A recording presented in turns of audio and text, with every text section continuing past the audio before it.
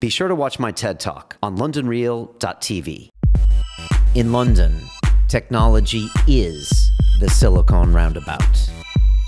Introducing a new talk show dedicated to the people of the London technology startup scene. Silicon Real. Each week, interviewing entrepreneurs, venture capitalists, financial technology, accelerators, and incubators in an exciting three-person format. Learn about the people behind the innovation. Locally filmed, locally sourced. Silicon Real. It's about the people. Okay, guys, here we go. This is Silicon Real, the weekly talk show dedicated to the people of the London technology startup scene. I'm Brian Rose. I also host London Real, which is a similar format. We got three guys in the room. We try to figure some things out. We've had politicians like George Galloway. We've had Max Kaiser on here yelling about Bitcoin. We've had Howard Marks talking about smuggling drugs. It's all good, but we're here to talk about tech. My co-host today is entrepreneur Colin Pyle, who runs the online language school Lingos. You got new coffee pods coming out with Crew Cafe. What's going on?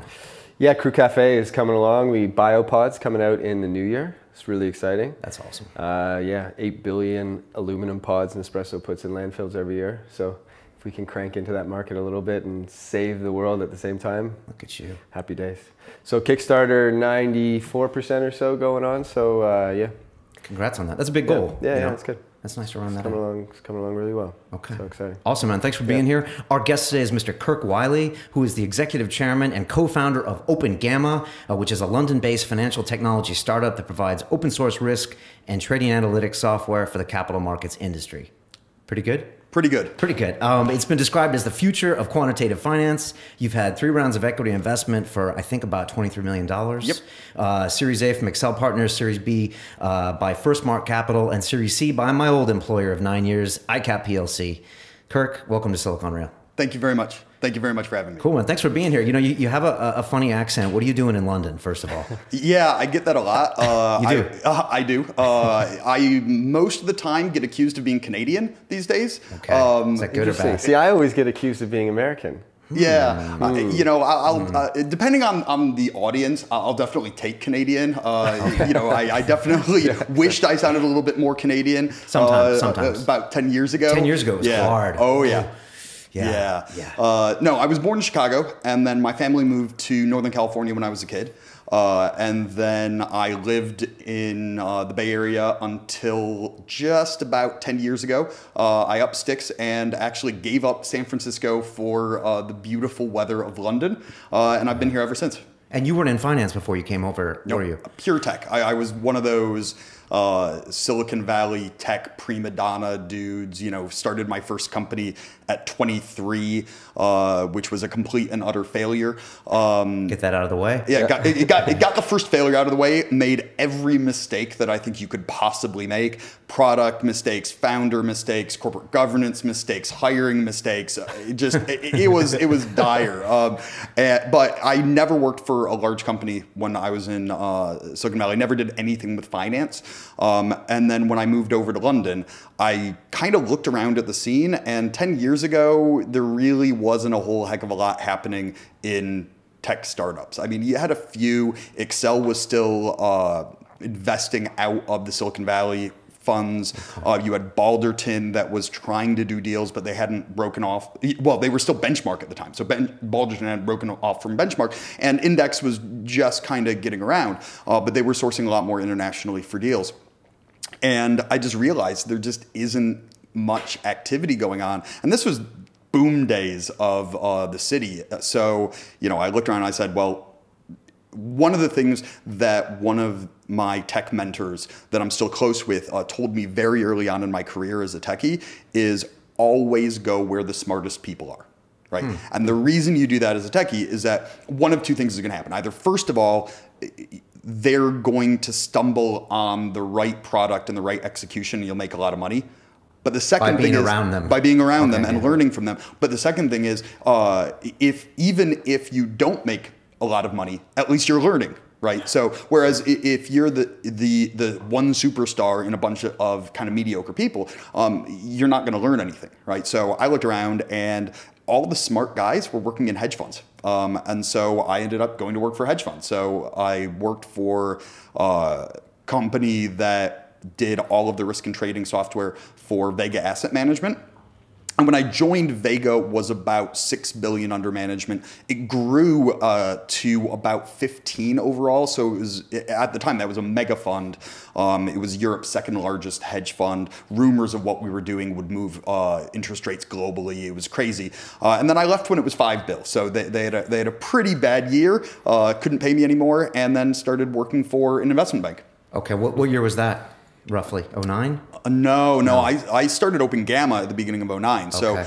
I started working for KBC Financial Products in 06, 07. And then I found out at the end of 2008 that the company no longer required my services. Apparently, when you are winding down the company, you are choosing to not build any new software, you don't need a chief software architect anymore. So that makes sense. That makes sense. You know. So you're saying there was very little startup when you first got to London, let alone fintech startup. So it's funny because we always are running into fintech. Right. Obviously, we're in London. It's one of our greatest strengths. It seems from talking to you're the 25th person on here or 26th. But back then, like there wasn't any fintech. That term wasn't used regularly. All the hedge funds in Mayfair. Yeah. I mean, look at me. I was working at a hedge fund in Mayfair, right? Like that, you know, my window looked straight onto Mount Street Gardens. I know exactly how much that building cost. It was absolute ridiculous times. But now, I think you're right. There's a lot of fintech going on in London, and I think it's something that, you know, the kind of establishment, you know, has started to realize is going on. They've also realized that it isn't as centered on, you know, Silicon Roundabout as some of the other consumery type stuff. You know, we're much more scattered. You know, there are some fintech guys that are around here. There are people that are in the city proper. There's us and a couple other people like Cashflow that are down in Bankside. I actually did buy siliconse1.co.uk as a joke. And there's people in Canary Wharf. So Level 39 is doing a great job at setting up, you know, some kind of fintech presence in Canary Wharf. And you know, so you're starting to see the press realizing what's going on. The Prime Minister's office has actually realized, and they've been starting to do functions that kind of say, look, you know, this is an area of tech where, you know, London is not an also-ran. You know, London is the capital of the world for this type of stuff. There is a natural gravitational pull here that we should exploit. Is London the best in fintech? Yes. You can honestly say that, and that's not because you're vested interest. I mean, and that's not because you maybe are one of the better technology companies. It is better than New York. It's absolutely. I think it's a better environment. So just as a story, when we were getting going in 2009, we had an offer. I'm not sure how serious it was from the VC firm that had backed my first startup to drop what we were doing and get on planes to San Francisco. And by the time we landed, we would have a bank account open. We would have, you know, money coming in. We would have visas sorted. We would have desks and phones and everything if we would start Open Gamma in Silicon Valley. And we said no. Right, and then when Excel came on board, they sat us down. They said, "Look, you know, we're a global firm. We have no problem investing anywhere in the world. Where do you want Open Gamma to be?" Right, because anywhere in the world that you want it, if you want it in New York, if you want it in Chicago, if you want it in Hong Kong, if you want it in Dubai, anywhere that you want it, we can make this happen. And we said, no, London. And we said, why? Which is, you know, we have the talent that understands capital markets better than anyone else. We have a natural kind of gravitational well for tech talent Europe-wide.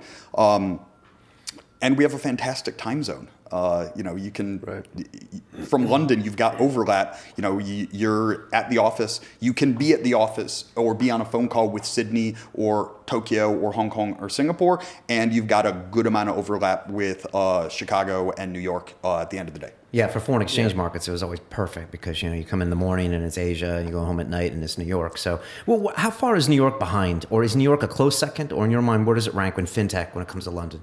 You know, I think, interestingly, if you take a look at fintech across America, okay,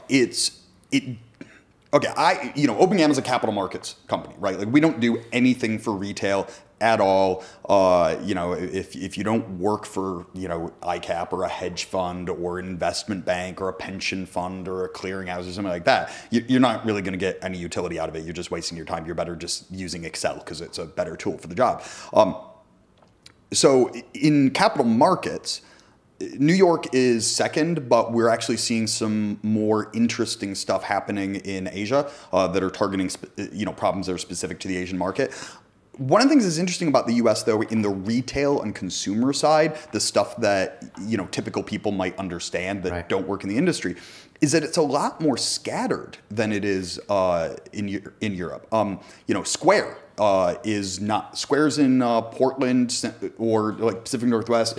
Simple's up in Pacific Northwest. You've got people doing payment stuff in all manner of random places. You're not seeing as much of a concentration in New York. They're not selling to banks, so they don't need to be in the banking centers. Okay. Interesting. Now we've had a few fintech companies on. We had TransferWise.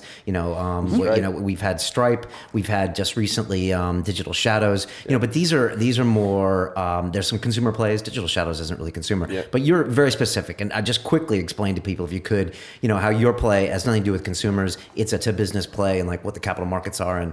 Tell us about OpenGamma. So tell us about the name first. Yeah, so this was one of the things when we had one of the very first intro meetings with a VC. We didn't have a name yet. It was just this idea, and we met with the guy, and he said, "Well, it's sounding kind of interesting. Do you have a name for it yet?" And we said, "Well, we've kind of been using a working title of OpenGamma." And he goes, "That. Do you own the domain names?" I'm like, "Not yet, but they're available." He's like, "I want you to leave this meeting, immediately get to a computer and buy the domain names." And we now own every permutation under the sun, misspellings. It's ridiculous. We tested the name before we kind of launched with it. And we walked up to people in the industry and we said, "You hear of a product or a company called OpenGamma. What do you think they do?" And the first thing people that were in our target audience said is, "Sounds like an open source derivative system." We're like, "That's pretty ding, ding, ding, ding, ding." It does sound a bit like that. Of course, I was in the industry. Yeah, it depends who you ask. Some people might say it sounds like a fraternity. OpenGamma. Yeah, like a gamma welcome to everyone. Exactly. Well, we feel bad because there is another open source project called OpenGamma that's on X-ray crystallography analysis, right? And we feel bad because you can't Google them at all anymore. But it was just this little SourceForge one-man project. And we felt bad. And we actually got in touch with him and said, "Hey, we just want to let you know what's about to happen is that, a VC-backed startup is basically going to destroy any hope that you have of getting Googled at all. Would you like some assistance in changing the name? Would you like us to kind of pay you for the SourceForge bit just to compensate you for this?" He never got back in touch. So we tried to do the right thing. It's quite a strong arm tactic, People wouldn't argue that's the right thing. Well, that's like a mafia style. There's a reason why, trademarks cover very specific areas of business is, nobody's going to confuse his project with ours, right? Like X-ray crystallography. I don't even know what that means. It's I think I know what it means. Okay. I believe their gamma is about gamma rays or something, rather than our gamma, which is about the Greek. So in kind of layman's terms, when you interact with a retail banking institution, you give them money and they do something with that money, right? That's the fundamental thing. And whether that's a pension where you're putting money in and then they're investing it in some form to give you money later on, or whether that's putting money in the bank or taking a loan out or something like that. That's the kind of retail side of the banking and financial services industry, and it's pretty understandable because you deal with those types of things every day. I'd say most people have no idea where that money's going. No.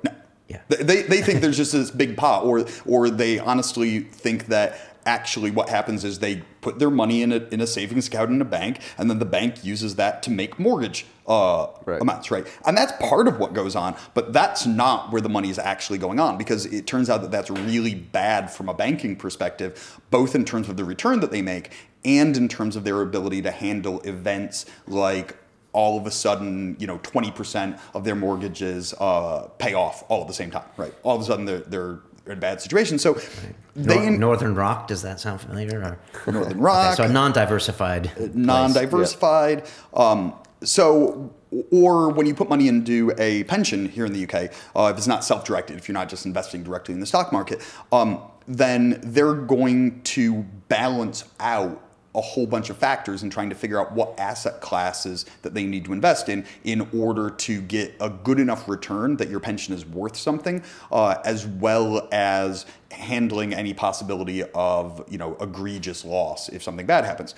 That side of the industry is capital markets, is what happens after you give the money to the banks. So it's stock market, but stock market is the simplest thing in the world to deal with, and it's something that a lot of people deal with. It's bonds, it's futures, it's options on equities and futures. It's things called interest rate swaps, where I agree to pay Colin 5% a year for the next 20 years, and he agrees to pay me a floating rate based on an index that then gets manipulated by people at certain So it's evil derivatives, man. Exactly. Evil derivatives. They're all bad. Credit default swaps and no comment. And CDOs. And when I was at KBCFP, I built a system to help structure and trade synthetic CDO squareds, which is something that was so insane that I looked at and I just said, really? People we're and they're like, yeah, we're making hundreds of millions of dollars a year off these things. I think there was a cubed deal as well. But there was that was an ABS cube. Okay, well, that's a whole other. All right, so you sell the people the software that they use to manage their risk ultimately. Yeah, because at the end of the day, one of the things that's interesting about these products is you can figure out what a stock portfolio is worth in a microsecond, right? You just check the stock exchange. It says you have these stocks. They are worth this amount of money. It's a very simple calculation. Even figuring out what one of these things is worth at any given moment in time is a mathematical problem. And so the amount of data that you need, the amount of mathematics that has to go on, the amount of processing power that you need to throw at it, the amount of historical data you need to store. There are all these things that are pretty fundamental to operating in the derivatives market, and that everyone needs that is going to play in them. And then that's what we do, is we make the software to allow people in capital markets to understand their portfolio, which is what is called risk in the industry. And traditionally in these companies, they have their own proprietary systems. They run their risk in their own specific way, which has led us to a host of problems in the past. You're doing this open source piece, which must be a tough sell at first. It's very unique, that business model, when you guys started it. How has that been? And also, you've had to pitch to banks, which we've had people in here talking about, is a long process. So explain the open side of things. So so it's completely... Just give it over to them? Yeah, the vast majority of what we call our intellectual property footprint, which is a fancy way of saying our source code, is released under an open source license. And what that means is that we retain the copyright and we put it out there for anyone to download and use and modify and do whatever they want. And we give them a license that says, essentially, you can do whatever you want with this except sue us. Right, so it's if it doesn't work, it's not our fault. And we're using what's known as the Apache Public License, which has one other bizarre thing, which actually did happen at one point in the open source community, which says, and by the way, if we put code in here that we have a patent on, we give you a limited royalty-free grant to use that patent. Because somebody snuck some code into a project, had a patent on the implementation, and then started suing people, right? Okay. So that's where the Apache license comes about. Right. So they can do whatever they want, but what they can't do is, first of all, sue us if anything goes wrong. We also don't do what's known as IP indemnification, which seems like it's a type of thing that you would never get involved in unless you're a bank, right? Because banks got sued by SCO when they went after Linux. So if you remember, if you go back to the SCO case where they said, we actually own stuff that's in Linux and we want all this money, they didn't sue Red Hat or IBM or anybody else. First people they sued were JP Morgan. The users of that software. Okay. Right. And so they're all worried. So, they also so you have this thing called IP indemnification, where our commercial customers, we sign a contract with them that says if anyone sues you and says that we violated their intellectual property, we will defend you in court, right? Like we are taking that liability off of you and we're guaranteeing a competent defense. And then as well, what they don't get is they don't get confidentiality, right? And when you're dealing with a bank, the thought that the only way that their techies can interact with the authors of this big complex system is via Googleable forums is absolutely anathema. And, you know, and then finally, it's just a basic support arrangement. You know, it's an insurance policy. What we do is fundamental to the operation of any of these firms, whether it's a hedge fund or a bank or an insurance company or anything else. Rolling something like that is that fundamental out into production without having some form of support contract is the type of thing that if something goes wrong, that's a career limiting move. I mean, that's like somebody gets sacked. So you're saying you put it out in the open, but of course they're going to need you if they use your software. We know of at least one company that is getting ready to go into production, and they have not paid us a dime. So it is absolutely possible. People can do it if they want to. We only found out through like rumors and whatnot who it was, but we know of a firm in India that has built a commercial software product that is embedding OpenGamma in it, and they've never paid us any money. So it's a real, you know, the open source part is real. It isn't just some gimmick or anything. And we know that there are people that are starting to use the source code in master's in financial engineering programs, because here's a production grade system. It isn't some toy system that somebody came up with just as a pedagogical exercise. This is actually studying what a real system that does this for real looks like.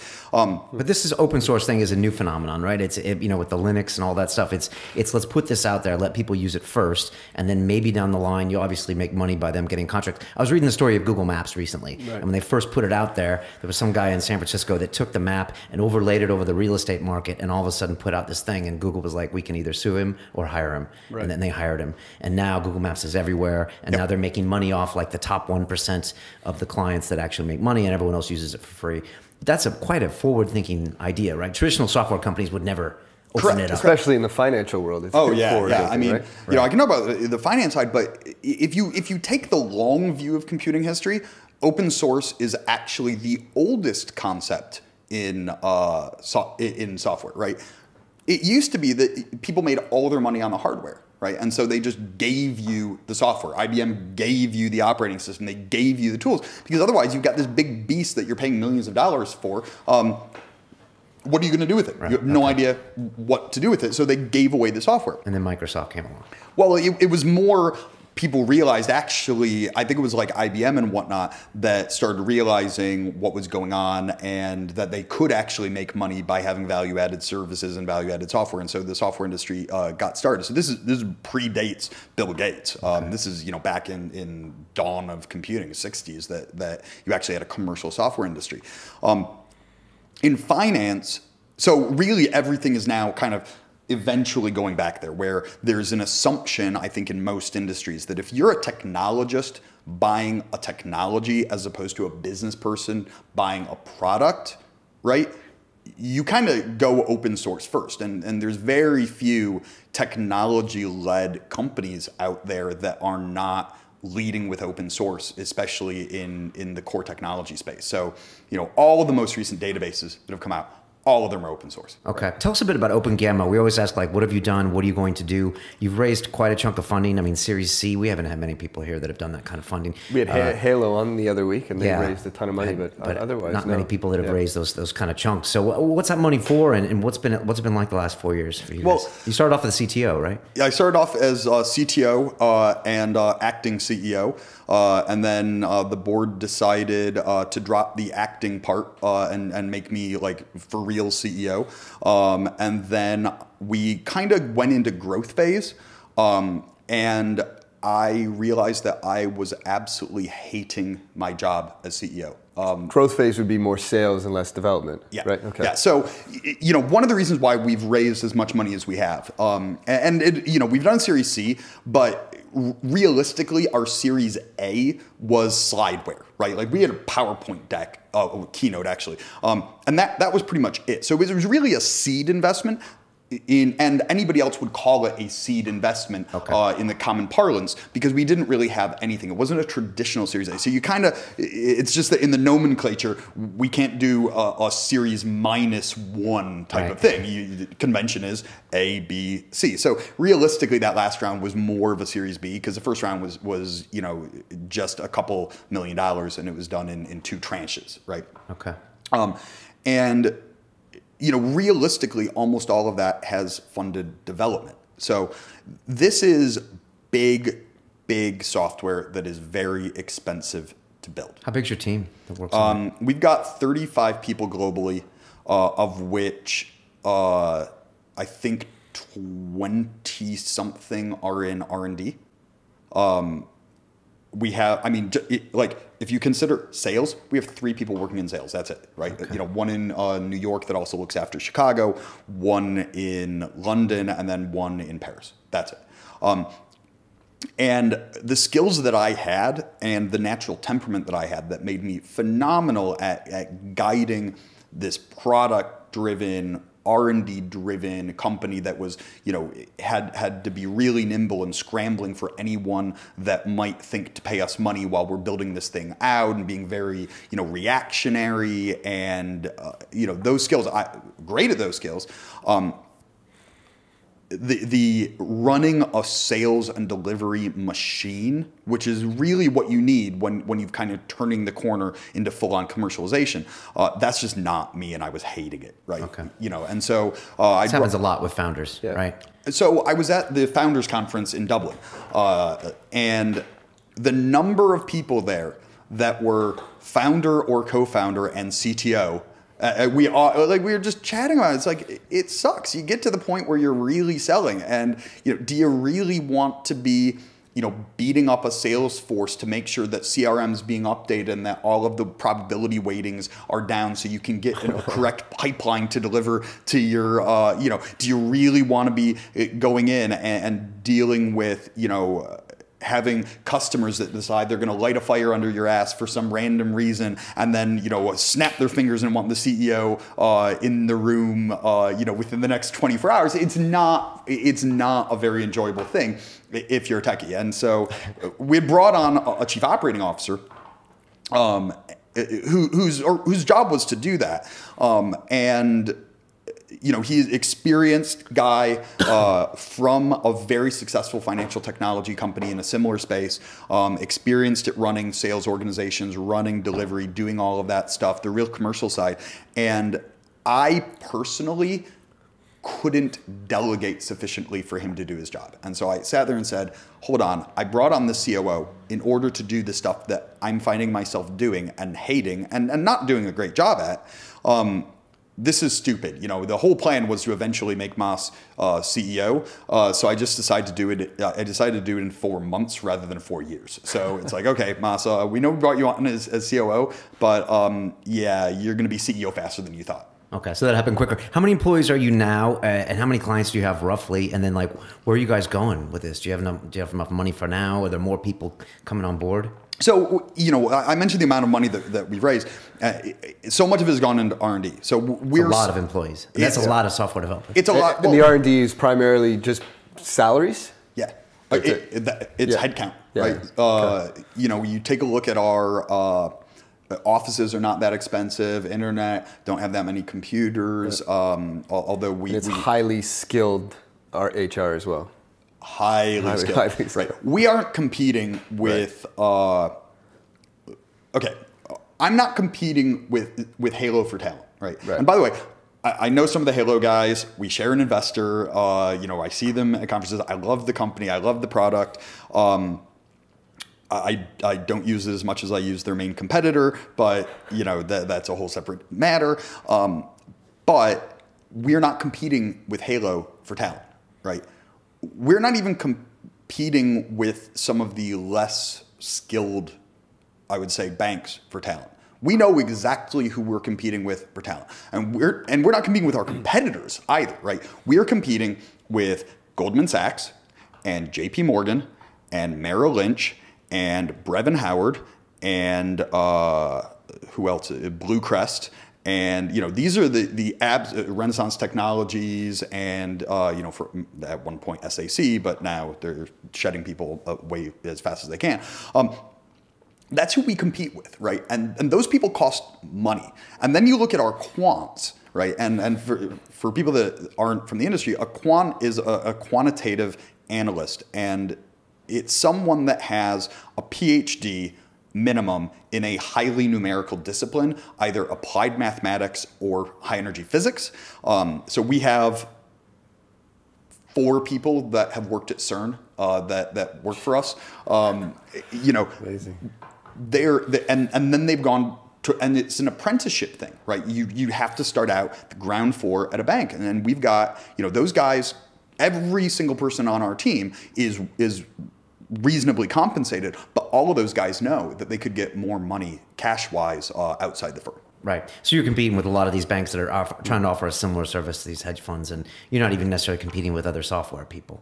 Not necessarily. No. Okay. Where are you guys headed from here? So global domination. Awesome. Spoken like a true American. When we set out, that's when they realize you're not Canadian, right? Yeah. What is it? Global domination. This is a go big or go home play, and we knew that from day one. So we were very clear with the initial investors that although it was going to be a capital efficient company over time compared to what it would have cost to build this technology 10 years ago when you physically couldn't even do it. I mean, I remember my first startup where, it wasn't the case that everything was going on salaries. Computers, oh my, we just to do basic development, you had to spend a couple $100,000 with Sun. Every computer was costing $10,000 minimum, and the monitors were thousands, and it was just, and you actually had to pay for software. I mean, yeah, we had John Bradford from Techstars here, and he said back in the day he raised 20 million at the 99. Right. That's the equivalent of 2 million today, just because you have so much quicker access to so much more. And open capital source investments, yeah, and open source. And open source. You don't have to start out and say I'm going to have to pay for this framework and that technology and anything else. You may end up bringing in commercial stuff over time, but you just start out pure open source. So you're not paying anything, and then you figure out where it makes sense to potentially bring in commercial stuff later on. So you had to go big. So we had to go big. And you want all the market. You want like 90% of the market. So the rule of thumb for a successful open source entrant into a market, whether that market is software frameworks like Spring, or whether it's databases like Oracle or MySQL, or whether it's operating systems like Linux, is that the total size of the market actually shrinks by 40 to 60%, right? So the market actually gets smaller. You are attacking the pie directly, but that open source entrant ends up getting 40 to 60% of what's left. Wow, right? Interesting. So our goal, and we've been very open with this from day one, is to become the de facto standard industry-wide for risk management, period. Right? We need to get to a point that other open source technologies have gotten to, which is if you know you need to solve problem X, and in our case, that's derivative pricing and risk management, you grab OpenGamma first, and then you figure out if you have to do other stuff. But there's just no thought in your mind. The thought of starting a project at a bank or a hedge fund not using OpenGamma would be a career limiting move. You just wouldn't even think to do it. And where are you guys at now? Like, how many clients do you have roughly, and where do you want to be in a few years? We're just under. We're still in single digits in clients.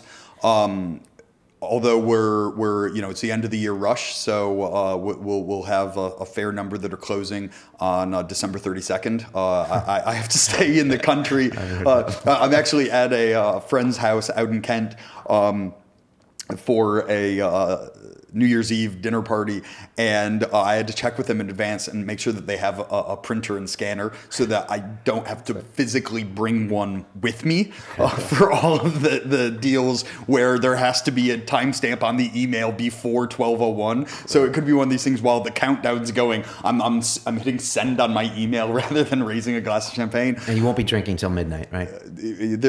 I don't think there's any rules on executing impaired. Yeah, exactly. Yeah, it's funny. There probably should be. It could honestly, the way these deals work, I don't sign until several other people, including counsel, have told me to sign. So I'm just the final I'm just the final pen. So I think we're still early. So the types of people that are coming on board are still somewhat early adopters because the technology it's growing and it's expanding and it's changing as a result of people using it, and it's for the better. And so there are some people that are going to be die-hard holdouts until their dying breath on using expensive proprietary in-house systems, right? It's just always. But eventually the people that are defending those decisions will retire, is a simple fact of the matter. And then they won't have to be worried about job security anymore. And then the next wave of people will start bringing it in. So, even just growth in the last year has been, last year around this time, we had, you could count customers in one hand, and not a single one was fully in production. Whereas, at the moment we have people that are in production, and we are, we've been much better at selling the vision. And actually the industry has been changing a lot as well. So there are a lot of positive things in the industry for us and our message. And the line of business that I personally look after at the moment didn't exist this time last year. We had no idea that we would launch a product that we launched a few months ago this time last year, because nobody knew that it would be an issue in the industry.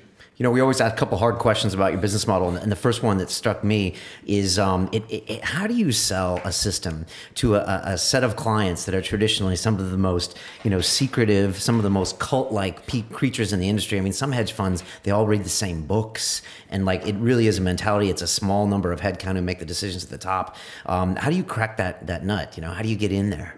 It's hard, and it's a lot of shoe leather. So this is not a popular thing for a software company founder to say anymore, but we have an enterprise sales model, right?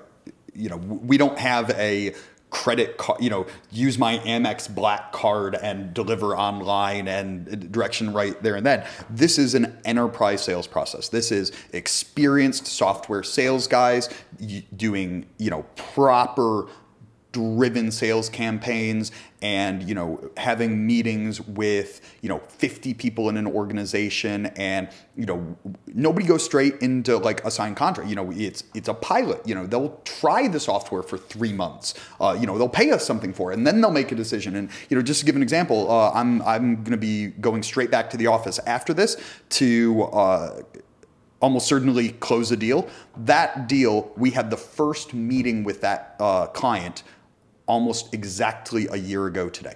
That was the first meeting, and we are executing now. So 1 year sales cycle.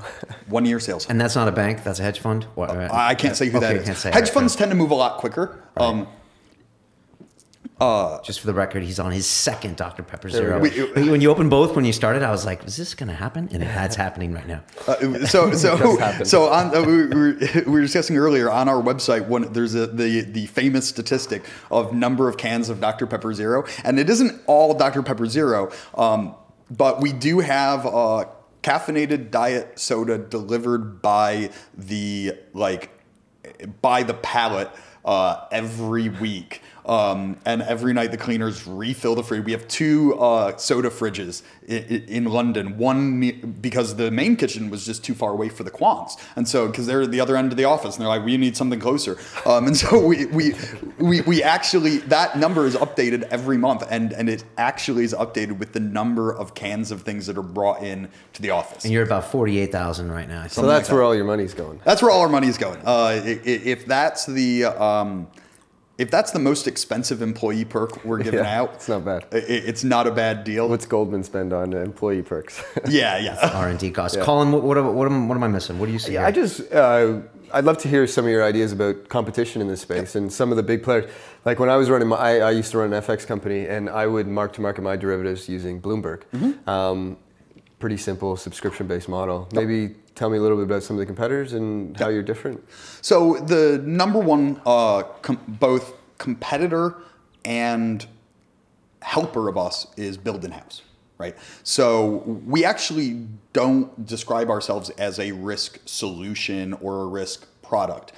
We really come in when there's been a decision made at senior levels that the requirements and flexibility and transparency and everything warrant an in-house built system, but they want all of the customizability, the flexibility, the transparency, everything that they could only get from building in-house, with the time to market and ROI advantages of using an external system. So we come in and we say, look, here's the foundation. 20% of your app is going to be unique, right? And it's going to be unique because you're not starting from scratch. There is no such thing as greenfield, right? You've got existing systems. You've got stuff that you need to interact with exchanges and clearinghouses and counterparties, and you need to get trade feeds in. You've got market data coming from Bloomberg and Reuters and emails, and you've got, like, there's all this stuff that is going to be unique. We can optimize as much of it as we can, but at the end of the day, you're going to have to do some work. But you start out with a clean framework, and you don't have to build, the database work, and you don't have to build a risk engine, and you don't have to implement Black-Scholes-Merton for the 900th time, and curve management, all these fiddly details. So that's kind of competitor number one versus partner number one, right? Because if people didn't need that, basically, if our traditional risk product competitors didn't suck so much, people wouldn't be going for build in-house. I mean, the competitive software out there, it all has some really good parts to it, right? It is mature, it is stable, it has been beaten down in production, their bugs have been worked out, there's tons of features that we don't have, they're great systems in terms of the breadth and depth of the functionality that's there, right? But they are horrible to work with. Right. I mean, I actually had to work with, meaning changing them later or adding things. Just the experience. So I'll give examples of two products that people use in this space, both banks and hedge funds, and I'm not going to name them. But when I gave this anecdote, I actually had a VC tell me to my face I was lying to him and ended the meeting, because he said there is no way that a company is earning $150 million a year selling a product as bad as you just said, right? So one of them is, so both of them, and this is in 2013, are two-tier apps, right? So they have a big, rich client that runs on the desktop, and they have a database server. That's it. Right. So there's no service-oriented architecture. There's no web front end. There's just, and all the calculation happens on the desktop. So one of them, the app that you have to run is single-threaded, right? Completely single-threaded. And up until recently, and this is recent within the last 18, 24 months, while it's processing anything, the whole machine locks up, right? Like because Windows keeps sending events to the app, and they're not pulling them off the event queue even, and so Windows the whole system stops. Yeah, it also can't handle overnight rolls, right? So an overnight roll is basically, if you leave the app up overnight, it will think today that is actually yesterday, right? So it needs to be shut down every night and restarted. This is your competition. Yeah. And then it would take, for a decent sized portfolio, up to 8 hours for the app to launch in the morning. Still, this is your competition today. They've gotten that down to like an hour or two. And so what everybody would do is they'd run it on Windows terminal servers, and everybody would have to have a script that at 12:30 a.m. it would turn it on so that it was ready for trading at 8:30 in the morning. That's app number one. I've seen some really scary hacks in some banks in the past. Right. Yeah, where it's just like some Excel script runs like the whole risk management for a whole desk, and you're like, are you kidding me? Yeah. When I joined Vega, I ran it on Excel for a long time. Yeah, it was bad. Excel was everywhere. And we were like manually putting in figures. It was. Yeah. When I joined Vega, their risk system was a spreadsheet that had a button that said like go macro, and then you would come back 8 hours later, and if you were lucky, if it didn't crash, PDFs would spit out the backend. Right. So so that was competitor number one. Right. Competitor number two, well, they were quite a bit better than competitor number one because their thick desktop app had 2 threads instead of 1. So they had 1 thread to do the UI and 1 thread to do the processing. So at least it didn't hang your entire machine. Okay. But their biggest enhancement one year was they had a Windows 64-bit binary because it was requiring like 16 gigs of RAM to run. And this was like a few years ago when people didn't have 128 gigs on the desktop. So so you're not worried about your competition, it seems. Why wouldn't they just buy out if they're turning over 150 million a year? Is that the biggest fintech company in the space, right, in the world is SunGard, which you'd never heard of unless you're in the space. But the most likely outcome for any startup aside from failure is acquisition, right? So and there are a lot of private equity guys that absolutely love fintech and capital markets because retail investors don't understand it, so the stocks tend to be undervalued. But private equity guys love it because once you get a sustainable business, it's just throwing off free cash flow, right? Which they know how to monetize. So, you saw Vista recently that basically spent a couple $2 billion in the last couple of years hoovering up all of this stuff into the new Mises, right? So there was the old Mises, and then there was stuff at Thomson Reuters, and then Vista bought the Thomson Reuters, and it was all this stuff. But basically, they just slapped all of this capital market stuff into Mises, which is a private company. They spent billions doing it. So why don't they buy us? I think one reason is that in capital markets tech, it's not common to buy an early stage company as a strategic threat, right? They tend to buy free cash flow. So they wait until your revenue is starting to plateau, at which point they say, aha, the revenue is kind of plateauing. They look at the cash flow, they figure out how much they can slash R&D, and then they essentially price the cash flow. So multiples on deals are usually 3 to 5x revenue. Not 10 to 100 times revenue or infinity times revenue in the case of like an Instagram or Snapchat or whatever. The second reason is they don't get it, right? Like they don't understand open source at all, right? Like these guys are, some of these founders are very idiosyncratic characters. They've never experienced something like this. People are waiting to see because, we may end up, I'm just brutally honest, we may end up hitting the wall and realizing, okay, we can get far enough, which we've proven that we can get a number of good, high quality customers, but we might find out that we can't get enough to build a $1 billion business, right? That is entirely possible. At which point we'll figure out what we're going to do.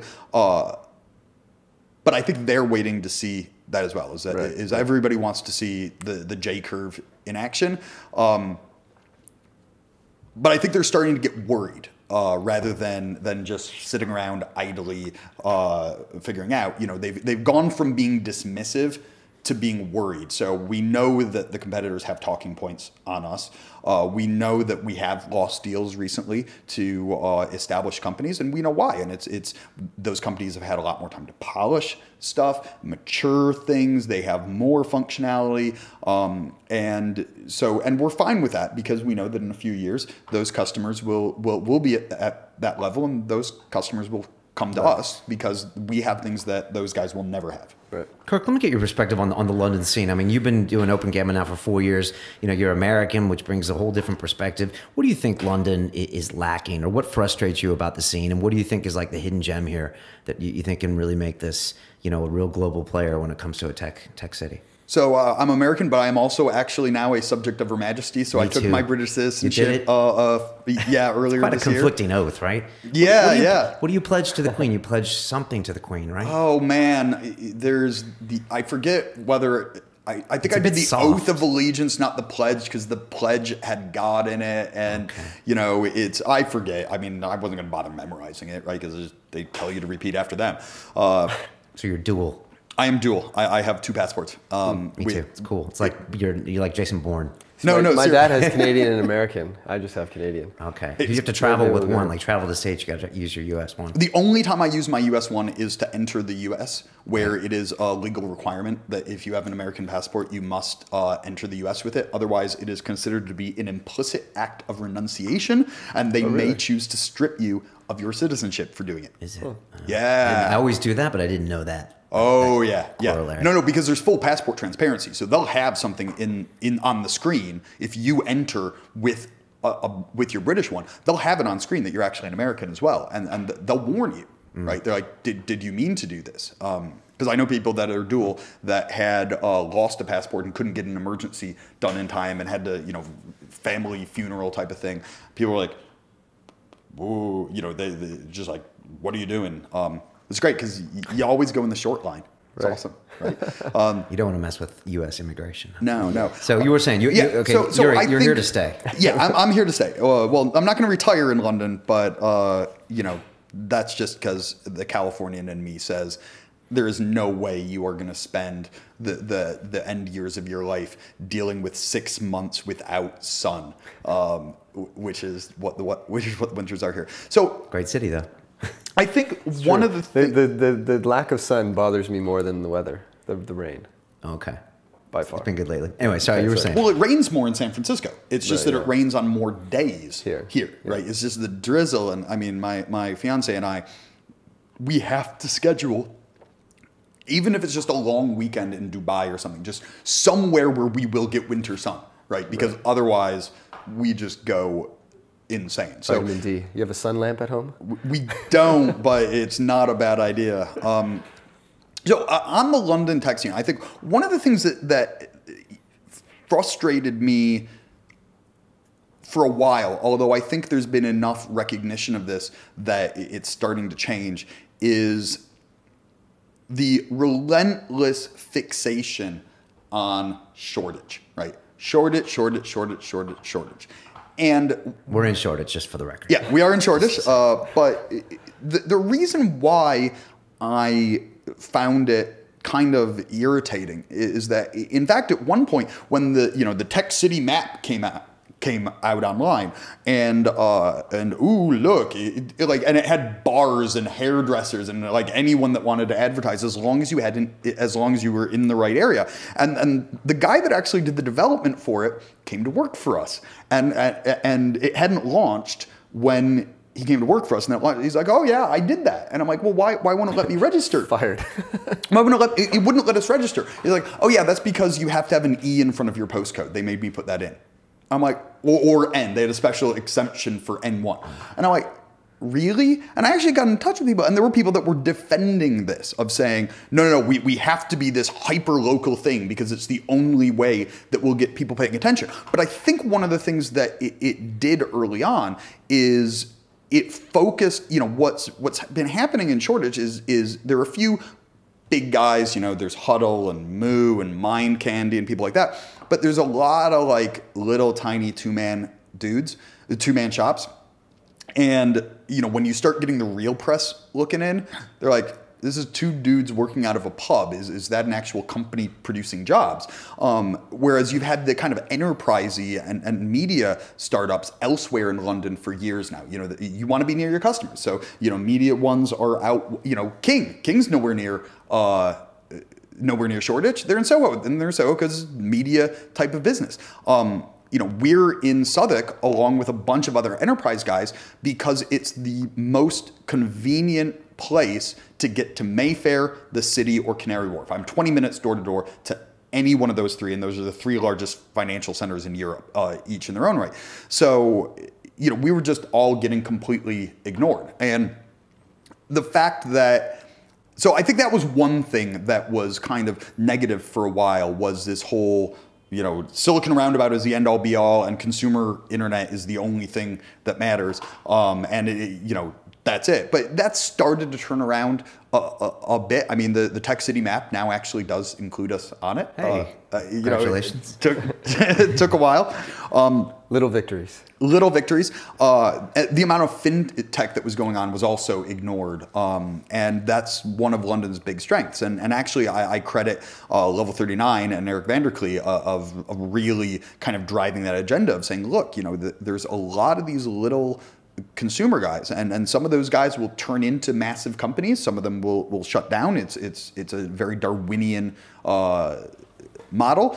But these, finance and enterprise guys, we've produced more man years of employment in this country than, dozens of the little startups put together, right? Because it's a human intensive business. The government is actually starting to realize it. And so even the government's getting involved and saying, actually, we're going to kind of treat fintech as a special thing because it is something that we do better than any other city in the world. And, Boris and the Corporation of London and, people are starting to wake up to the fact that, London tech is not just building mobile apps in Shoreditch and going to Shoreditch grind and riding your bike from Hackney every morning, and that's not everything that's going on. Sorry, anybody from I like a man that's opinionated. Yeah, exactly. You're not holding back. This It's is good. good. No, I don't disagree. It's true. Yeah, sure. And so I think one of the other things though that I have a lot of anecdotes, but I don't know whether I really have a strong opinion on it, is the tendency to leave London to get funding, set up a business, do all that stuff. I've got two friends that tried to do consumery type apps and startups here, and they both left. And one of them's now living in San Francisco, and one of them's living in Vegas. They left to get funding, or they left to get funding and get more opportunity. Okay. And I think there are definitely cases where it is better for companies to relocate to the States, at least the West Coast, for better funding opportunities, sometimes better hiring opportunities. Although right now, trying to hire in Silicon Valley, it'd be much better doing what Huddle's done and have kind of sales and execs over there and keep your development here, because we're cheaper than Silicon Valley at the moment, and quite frankly, we're better. And you don't have to deal with all the fuck you money problems that Silicon Valley has, right? Right. What does London need? Like, what things getting in your way right now, or getting in our way here more than anything? So I hear a lot of people saying, "Oh, Series A crunch, seed, blah blah blah." We hear it a lot. I hear it a lot. I think some of that's true. I think some of that is also entrepreneurs not taking the hints, right?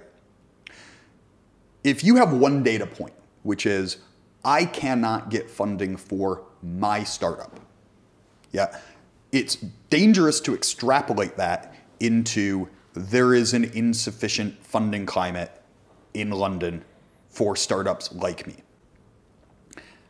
It's not a popular thing to say, but there are people that will always have startups that will not get funded and should not get funded.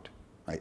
It may be that the team isn't strong enough. It may be that they don't know how to pitch correctly. It may be that the product isn't strong enough. There are all of these things that can go on. And that really impacts, right? It could be any one of those. Just saying, I have a startup and I have an app, and you could be technically brilliant. You could be, have something that's great, but if it's not going to be $1 billion business, you're not going to get venture capital attention. If you don't have certain things in your track record, if you don't understand the domain, if you haven't done some of this stuff before, you're not going to get the type of funding that you may think that you want, right? And so I think it's dangerous to extrapolate from people that haven't had investment and say that is a sign that there is no investment. That just may be a sign that their startups or teams or whatever aren't strong enough, or they don't know how to pitch correctly, right? So I think that's one thing that I would say, because if you look, Excel is doing deals, Index is doing deals. Euclid, who invested in us in the Series C, which is the VC arm, the early stage VC arm of ICAP, they're doing deals. Amadeus is doing deals, Passion is doing. There are a lot of deals that are getting done at all levels of the chain. From our last round was $15 million in total, to people doing a couple $100,000, to writing convertible notes. There are deals getting done. Right, and the volumes of the numbers of deals are going up. It's just not everyone's firm gets funded, because not. And this is the thing about the Silicon Valley and talking about the Series A crunch, right? I don't think it's a Series A crunch. I think it's the angel market there is completely uncritical of anything. It's just there's so much money, so many people that have said, I'm going to do some deals, that it's handshake. Boom, here's some money. So angel rounds are undifferentiated. So there's no real evaluation going on, which means that you're getting firms that are failing to get funding later on in the cycle, right? So that's one explanation. They're just saying, my company's worth $500,000, here's 15%, they get their money and they're on their way. And then they try to raise more, and now someone actually breaks down their business. Yes. Right. Right, breaks down the business, breaks down the team, looks at the numbers. Yeah. Just more sophisticated investors that are taking more time to make a exactly. So if there's no real Series A crunch, is there any barriers right now? Employment's not one, you're saying? So I think what London needs that we have not had is we need a couple of the firms that have gotten big and profitable to have some form of exit. And we need that so that there are more people out there doing two things that are critical for Silicon Valley. The first is you have newly minted guys who have their fuck you money, who are doing some angel deals, right? Because you still need cases where people are chucking $100,000 or $200,000 in just to see what's going to hit. But the second is you have teams that are experienced at working together, that are setting up new ventures, right? Because one of the things that is the most important in doing team selection at a VC stage is have these guys work together before, right? A mate that you met down at the pub, you don't know if he's any good. You don't know if he can actually do his job. You don't know what he's going to be like under stress, under fire, doing, endless nights under deadlines, getting yelled at by customers, and all these things that are going to happen, right? You haven't seen him under fire. So, you take a look at all the various waves in Silicon Valley. Every time you have one of these mega companies go public or something, you end up you've got the PayPal mafia, and you've got all, people that have already left Twitter and doing other things, and Facebook and Google and Sun and Apple. And, this is the way you build a strong enough ecosystem to sustain long-term value, is by having people that have gone through this process together and experience it and then set up. So, Mind Candy, eventually they'll go public or get bought or whatever. When they have an exit, there'll probably be, it won't be Michael Ackman Smith probably, but you'll have a few other groups that say, I've got my money, I've done my 6 month to year commitment. Now we're going to leave and do the next thing. And by the way, I've got, it's me, I'm a back end guy, and I've got a UI guy, and we had somebody strong over there. And all of a sudden you've got a pre-gelled team that knows what they're doing. That looks pretty good from a VC's perspective. So it's just a matter of time in your I think it's a matter of time. And by the way, I don't think we need I don't think we need a $50 billion IPO, right? I don't think we need that, because that isn't, you need some people to get fuck you money, but you don't need everybody in the firm. You don't need thousands. It's not that. I mean, a strong, successful exit within a few $100 million is going to be enough to do that. And you just need a couple of those guys to happen, and to not get cold feet and sell out too early, or get bought by Nokia and then get shut down a couple of years later, or any of the stuff that's kind of happened. So I think it's going to happen, and I'm actually liking the fact that people like Moo and Huddle and Mind Candy and King haven't rushed to go public. or sell out or do whatever. They're holding off and they're going to do some big rounds and big deals. And whether they list in London or the US is with apologies to the index guys, I think is a matter for their boards. And I wish them luck in whatever they decide. I don't think you have to list in London, although the financial press here loves talking about people that are listing in London. Are the index guys pro listing in London? Yeah. So they've made an argument, and I think it's quite reasonable, which is they have firms that are at that stage where they can think about doing it, and their position is they think it would be better for London to have more firms list in London. But when it comes down to their fiduciary responsibility to their investors, every time they kind of face that choice on an individual case-by-case basis, they list in It's the not US. the best option. Okay, right. Yeah. So it's one of these, the classic tragedy of the commons, right? So I think it's a matter of time. I think I think we'll see an experience of that when autonomy goes, because I don't have any privileged information, but they're clearly gearing up to it, getting the executive team set up, they're restructuring things. So autonomy is going to happen. Although most of those guys are out in Maidenhead, you'll probably see people that say, hey, now it's time for me to do something in London rather than out in the Thames Valley.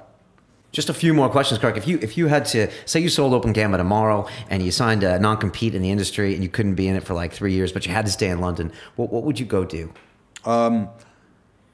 I don't want to give away any of my good ideas. You don't seem like a guy that wouldn't do anything. No. So maybe just the industry or not specific idea. I would start another company. Okay. Once I'd done my time off. 2 weeks.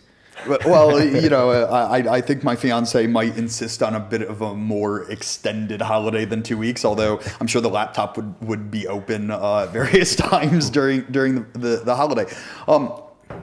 So I think it would probably still be in finance or fintech, and probably still in capital markets. I mean, I think one of the things that is uniquely important when evaluating a kind of capital markets business as opposed to a retail fintech business is the amount of deep domain expertise you have to have on the founding team, right? You cannot just hire that stuff in. You've got to have it in your DNA kind of very early on. And I think the exact opposite is important for a consumer-facing one. It's because there you're running product from the perspective of the consumer. So you're kind of designing for yourself. Well, so I think there aren't that many people that have,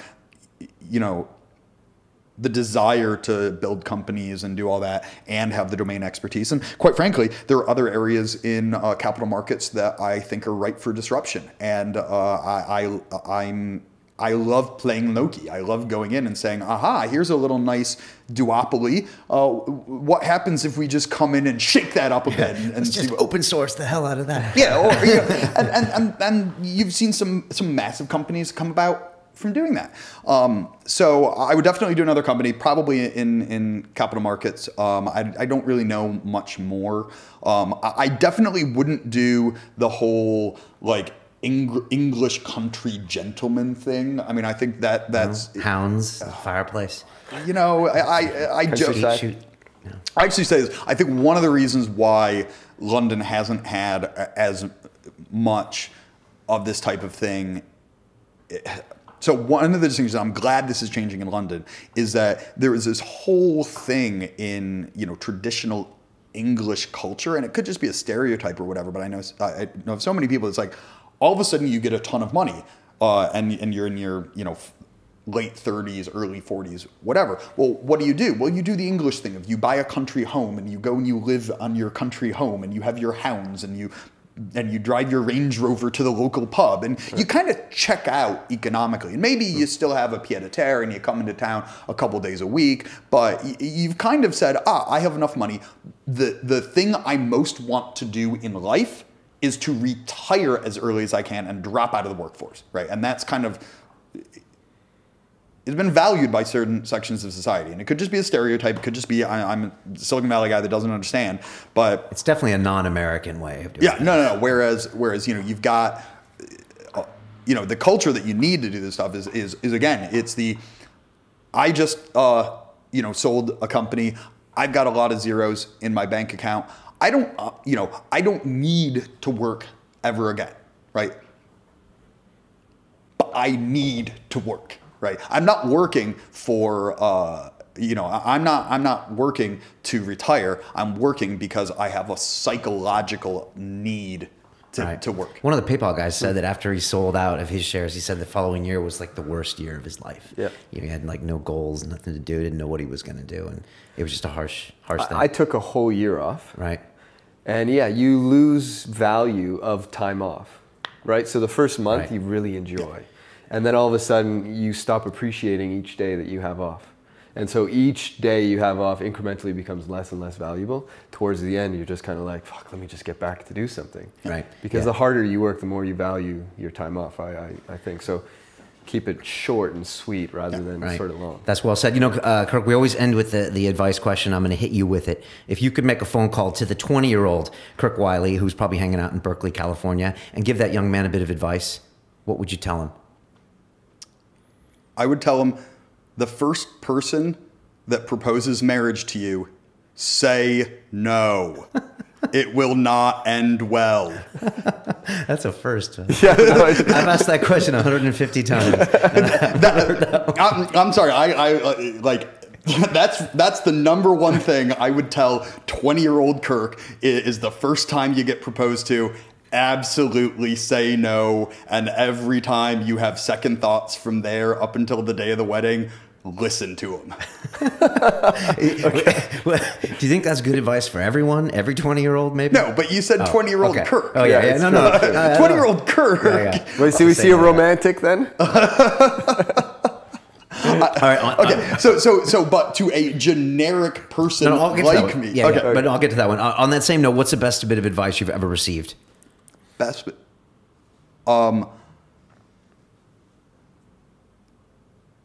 I think there are two. One of them is specific to being a techie, which is what I mentioned earlier. Always, always, always work with the smartest people you can, right? Always, always, always, always, because you're always going to be learning, and it's your highest probability of having a significant financial upside as a result. The second thing, though, is something that I really needed to tell 20-year-old Kirk, which is, it doesn't matter what industry you're in, whether it's tech or finance or fashion or retail or advertising or whatever. The world is a really, really, really small place. And you're going to have to work with people throughout your career, right? You're going to keep running into people over and over and over. Don't be a dick. Right? Just generically in business relations, don't be a dick to people, because you never know when it's going to come back to bite you if you are. Have you had experience with that? I was a complete prima donna programmer, right? I was one of these guys who was not you. Me, you know, like I was quite frankly too smart for my own good, coming out of Berkeley, computer science, and then going to work for a startup. And, I stepped on a lot of toes by just flat out, telling people, his code sucks. I don't want to work with it, and I had knowledge, but not wisdom. I was very immature. I was probably too good a programmer for my level of emotional maturity.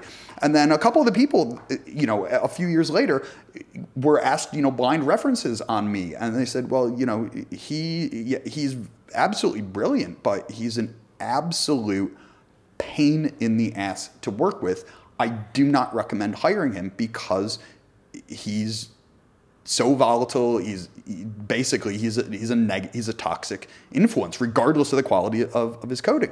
And I think it took me finding out about that to sort of that actually, it's not like it killed my career or anything, because it's going very well and I had other jobs and whatnot. But I think it took me hearing that really, and just generically maturing as a person to really get that you have to work with these people over and over and over again, and that even if you do think somebody on your team is terrible at their job or is obnoxious or whatever else, there are polite and impolite ways of handling that.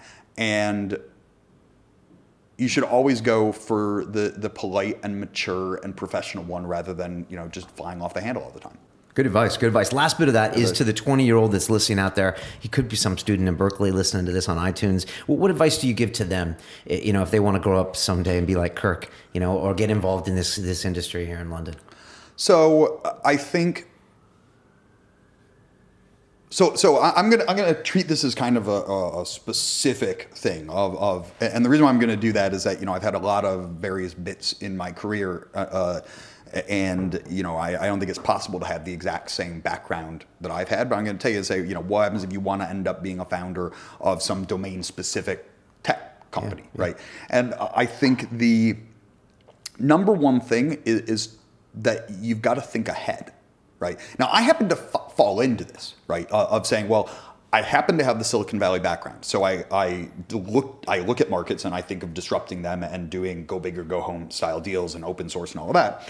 And I had the domain expertise from having worked at a bank to see the problems and see how you could build a business around those specific problems.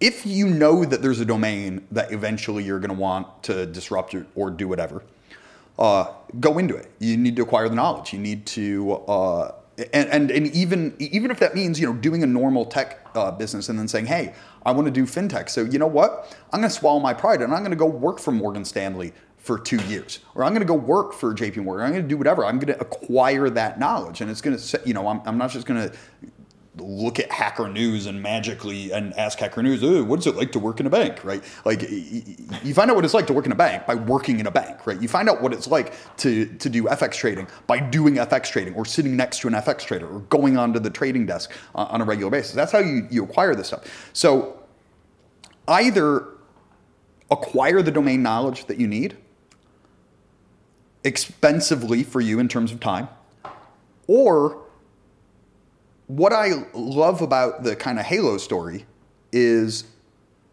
and it's kind of true of me, is the serendipity of saying, you know, I did something else before what I'm doing now, right?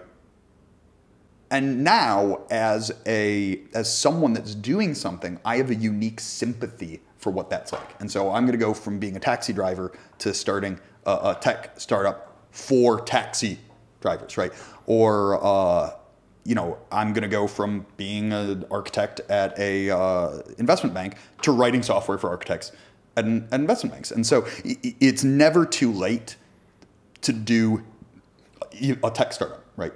Never. Because if you are in an industry, you just look for what's broken in that industry. You look for what isn't working. You look for those couple guys that need shaken up. You look for areas of inefficiency.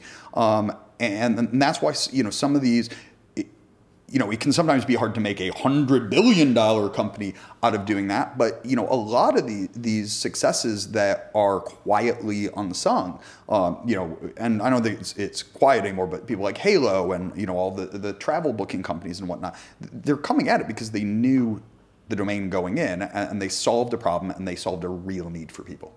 Good advice. We had Brian Taylor from Pixelpin here, and right. he was in his 50s or something, and he was just like, what advice do you have for people your age? And he was like, do a startup. Yeah. You know, which was like, you know, when it was fantastic. You know, anyone can get involved and disrupt this industry. Yeah.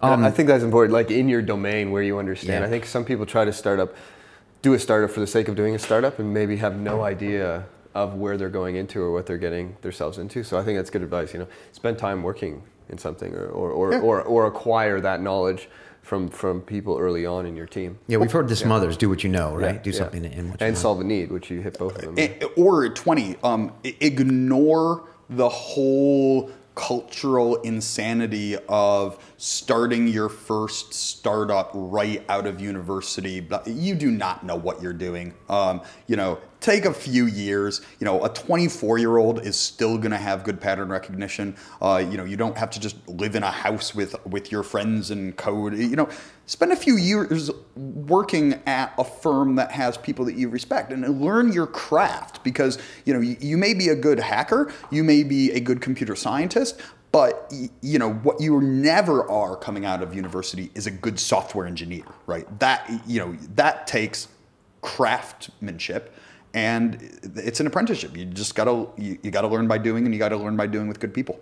Good advice, Kirk. How do people get a hold of you? If people was watching this video, I'm sure there's going to be some hedge fund guys that are watching this late night somewhere, and they're like, yeah. How do we get a hold of our audience? I don't know if there's hedge funds listening to us. You'd be surprised. How do people get in touch with you? Open Gamma, the whole thing. So I'm one of the easiest people to get in touch with in the world. Everyone always says that when they're in this chat. Well, it's interesting. It's interesting. There we go. If you Google me, there appear to be 2 Kirk Wylies in the world that have an internet presence. There's me, and then there's this guy that does this terrible masonry work somewhere in Ohio.